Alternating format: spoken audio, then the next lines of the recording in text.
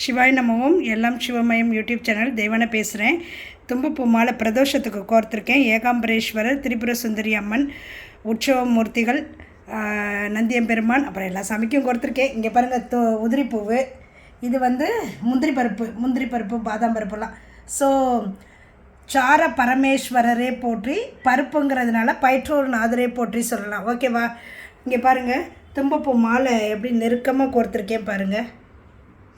Okay, இது பச்சை colour. மரகத லிங்கமே போற்றி, மரகத நடராஜ பெருமானே போற்றி. ஓகேவா?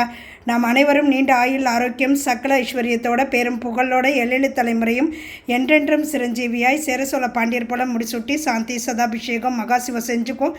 கோடீஸ்வரரா, குபேரரா, சோமஸ்கந்த மூர்த்தியா, கைலைமலையா உயர்ந்து நல்லா இருப்போம்.